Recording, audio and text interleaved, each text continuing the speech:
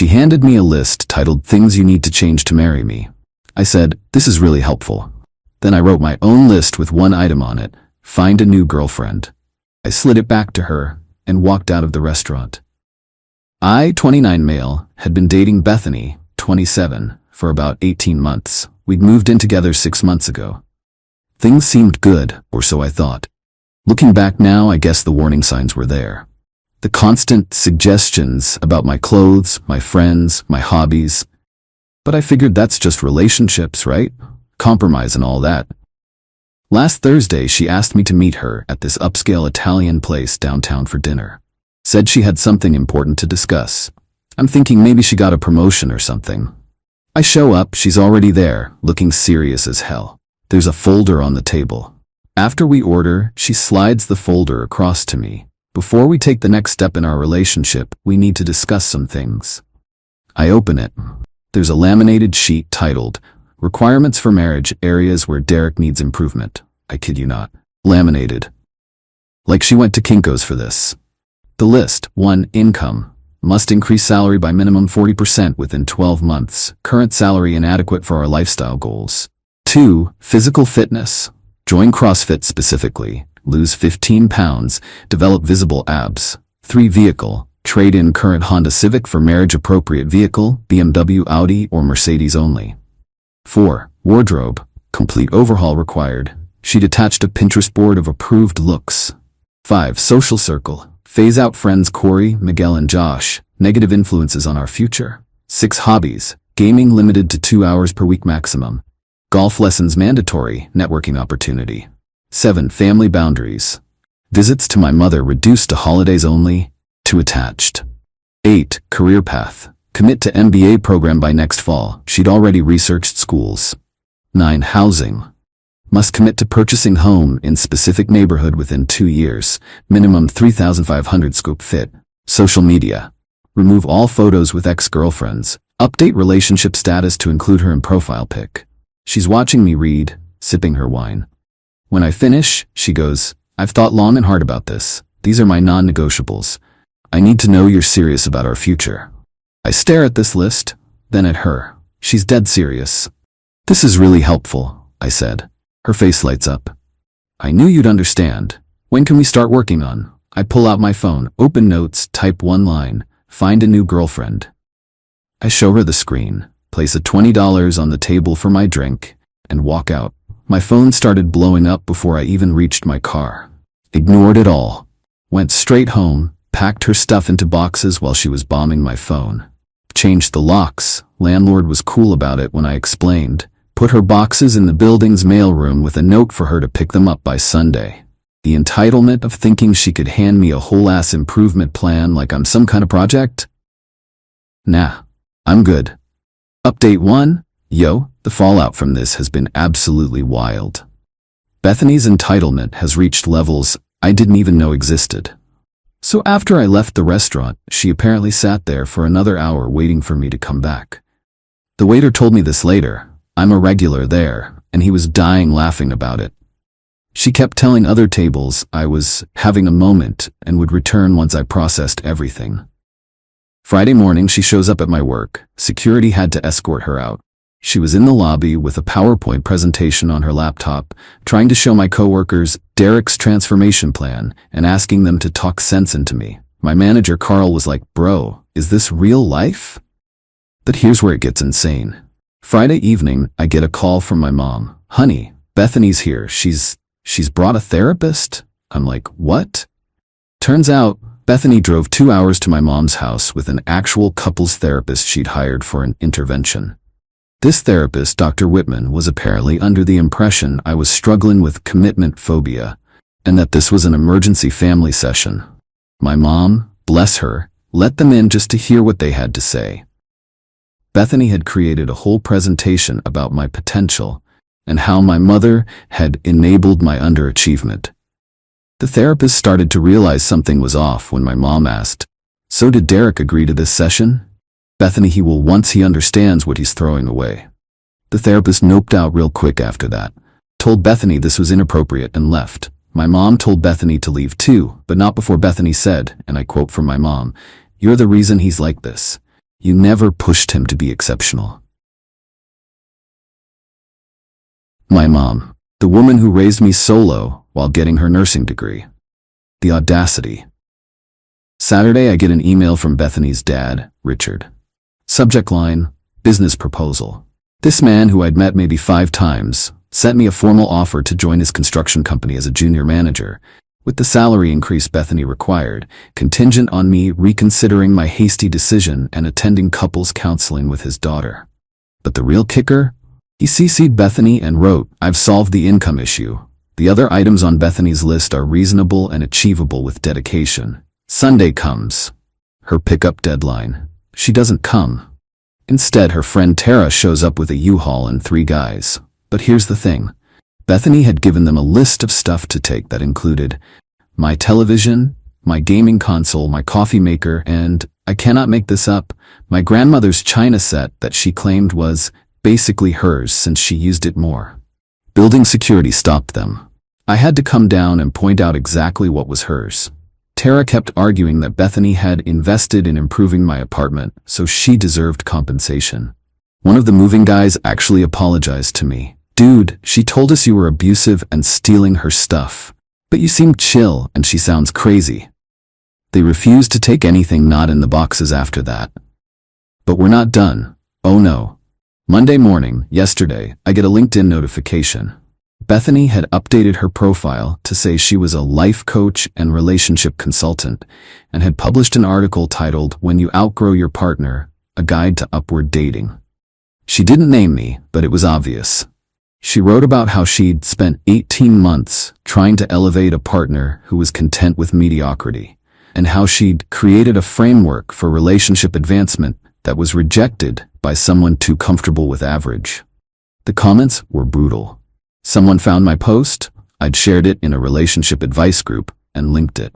Her article got absolutely roasted. She deleted it within 2 hours, but screenshots were already everywhere. Last night, she sent one final text from her sister's phone. "You'll regret this when you're 40 and alone with your video games." I replied, "Already having more fun alone with my video games than I had with your lists." Block that number too. My buddy Corey, one of the negative influences, brought over pizza and beer last night. We played COD until 3 a.m. Best Monday I've had in months. Update 2, I thought it was over. I was wrong. The entitlement escalation has been absolutely unhinged. So Wednesday, I get a call from my apartment complex office. There's been a complaint filed against me for illegal eviction and theft of property. Bethany had actually tried to file a formal complaint saying she was a legal tenant and I'd violated her rights. Here's the thing, she was never on the lease, never paid rent. She just moved in. The office lady, Deb, was like, "Hon, I've seen some nonsense, but this is something else." She showed me the complaint form. Under duration of tenancy, Bethany had written 18 months, 6 months physical, 12 months spiritual. Spiritual tenancy. That was a new one. Thursday, I'm at the gym. The regular gym, not CrossFit, sorry Bethany. And who walks in? Richard. Her dad. This man, who's maybe been to a gym twice in his life, wearing brand new workout gear with the tags still visible, pretending to bump into me accidentally. Derek. What are the odds? The odds were 0, Richard.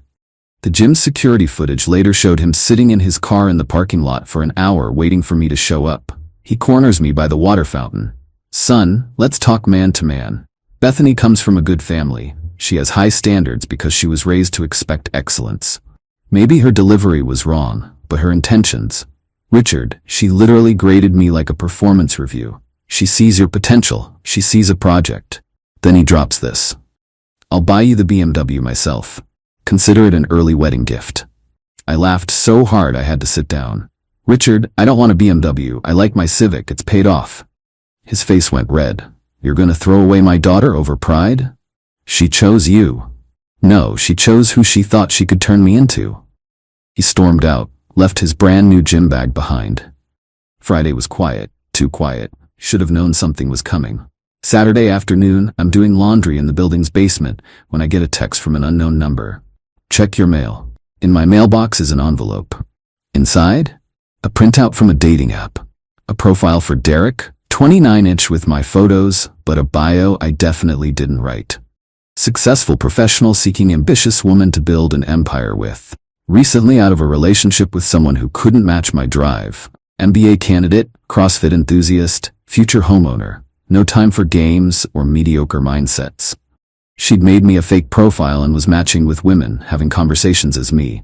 I know because my coworker Paulo calls me laughing. Bro, my sister just matched with you on Hinge and you're being weird as hell. You keep talking about synergy and power couples. But here's the truly psychotic part. She'd been scheduling dates. 3 women had been given my actual address and told to meet me at specific times. The first one showed up Saturday night while I was in sweats playing Elden Ring. This poor woman, Janet, was so confused. She was dressed up nice, had driven 45 minutes, and found me looking like I'd just woken up from a nap I had. I showed her the real situation. She was pissed. Turns out I had been talking to her for 3 days about our future villa in Tuscany and retiring by 45. Janet helped me report the profile. Then, plot twist, she stayed and we ordered Chinese food and laughed about the whole thing. She left her number. Call me when your ex is done being insane. You seem normal. Sunday, the grand finale. I wake up to my mom calling. Derek, why did I just receive an invoice? Bethany sent my mother an invoice for $8,743 itemized. Relationship coaching and life improvement consulting. 18 months at $200 month, $3,600. Personal styling services, $1,200. Career counseling and MBA research, $500. Meal planning and nutrition guidance, $900. Social circle optimization, $400. Interior design consultation, $1,500. Future planning and goal setting, $643. At the bottom, payment due within 30 days. Failure to pay will result in legal action. My mom, who's the sweetest person ever, left Bethany a voicemail. Sweetheart, I'm going to need you to never contact me or my son again, and if you send me any more of your nonsense, I'll be billing you for the time I waste reading it. My rate is $300 an hour, minimum 4-hour blocks. But the best part? Bethany's sister Megan reached out to me on Instagram, not to defend Bethany, to apologize. Turns out, Bethany had done this before. Megan sent me screenshots from Bethany's ex from 2 years ago, going through almost the exact same thing. Different list, same energy. That guy had to get a restraining order. I tried to warn her about doing this again, Megan wrote. She thinks she's a lifestyle curator or some shit. I'm sorry you're dealing with this. Just document everything for the restraining order you'll probably need. So that's where we are. I've got a lawyer now, my buddy's cousin, giving me the friends and family rate. We're sending a cease and desist letter. I've documented everything. The funniest part? Corey, Miguel, and Josh have made a drinking game out of this. Every time Bethany tries something new, we take a shot. Miguel's girlfriend said we need to find a new game because y'all gonna get alcohol poisoning at this rate. Meanwhile, I'm still driving my Civic, still gaming whenever I want, still wearing my inadequate wardrobe, and honestly, living my best mediocre life. Final update, this is it, the conclusion to this absolutely bonkers saga. Strap in because Bethany's final boss mode was something else. So my lawyer sent the cease and desist letter. Normal people would stop here. Bethany is not normal people. She hired her own lawyer. This lawyer, somehow with a straight face, sent a counter letter demanding 1. Compensation for breach of implied contract to improve himself. 2. Return of invested time and emotional labor. 3. A public apology for defamation, me telling people what actually happened. 4. Damages for loss of future lifestyle she reasonably expected. My lawyer literally had to leave the room because he was laughing too hard. He came back with tears in his eyes. In 15 years, I've never seen someone sue for loss of imaginary future BMW. But while this legal nonsense was happening, Bethany went full nuclear. She started a TikTok series called Dating Down, My Story. She didn't show her face but used voice filters and those weird animated story things. Got maybe 10K views on the first video where she painted herself as a victim of a commitment-phobic man-child who couldn't handle a strong woman with standards. The comments were eating her alive though. Gen Z does not play. Someone found my posts, connected the dots, and her comments became, "Girl, you gave him a laminated list? The CrossFit requirement is sending me? Spiritual tendency, ma'am, please seek help. She deleted everything after video 3. But then came the masterstroke of entitlement. Bethany showed up at my cousin's wedding. My cousin's wedding. She wasn't invited. She was never invited. She was explicitly uninvited after we broke up. But there she was, in a white dress, yes, white, trying to catch the bouquet. My cousin Lucia was beyond pissed. Security tried to escort Bethany out, but she made a scene, started crying about how this should have been our wedding and how I'd stolen her dreams. Told everyone who would listen that I'd promised her we'd be engaged by now. My aunt, who takes no shit from anyone, walked up to Bethany and said, "Honey, you need to leave before I call the police. And take off that white dress. You look desperate." But Bethany's final move? She grabbed the mic during the reception and tried to make a speech about true love conquering obstacles, while staring directly at me. The DJ cut her mic. My uncle Antonio and cousin Marco physically carried her out. She was yelling about suing for assault. Marco, who's a cop, just laughed and said, "Please do. I'd love to show this video in court." The restraining order was granted the next week. The judge read through everything. The list, the invoice to my mom, the fake dating profiles, the wedding crash, and just looked tired. "Ma'am, this behavior is concerning. You need to leave this man alone and perhaps seek professional help." Bethany tried to argue she was the victim. The judge cut her off. "You sent his mother an invoice for being his girlfriend. That's not normal." Order granted. 500 feet, no contact, 2 years. The aftermath. Richard called me to apologize. Turns out, Bethany had been telling her parents we were still working things out. He had no idea about the restraining order until he was served papers. She'd been using their address. He was mortified. "Derek, I don't know what to say. We didn't raise her to be like this." Megan, her sister, sent me one last message. She's in therapy now. Real therapy, not whatever that intervention thing was. Mom and Dad finally see what we've all been trying to tell them. Sorry you had to be the one to expose it. My favorite plot twist though? Janet, the woman from the fake date. We've been hanging out. She thinks the whole story is hilarious. She came to game night last week and absolutely destroyed us at Mario Kart. Corey said she's already cooler than Bethany ever was. She doesn't care that I drive a Civic. She actually said it's smart to have a paid-off car. Revolutionary concept. My mom framed the invoice Bethany sent her. It's hanging in her kitchen. She shows it to everyone. Can you believe this girl tried to bill me for dating my son? It's become legendary in our family. Last I heard through the grapevine, Lucia's husband works with someone who knows Bethany's coworker. She's moved back in with her parents and started a new self-improvement journey. Apparently, she's making lists for herself now. Growth, I guess? As for me, still gaming with the boys. Still wearing my inadequate wardrobe. Still driving my Civic. Added a bumper sticker that says, mediocre and proud. Miguel got me it as a joke, but honestly, it stays. Never did join CrossFit. Did start going to a boxing gym though. Not for her list, just figured I might need to defend myself from future crazy exes. The trainer asked why I joined. I told him this story, and now the whole gym knows me as list guy. They printed out her list and put it on the wall as motivation, with a big red X through it. The best revenge? I'm happy. Genuinely happy. Living my average, mediocre, list-free life.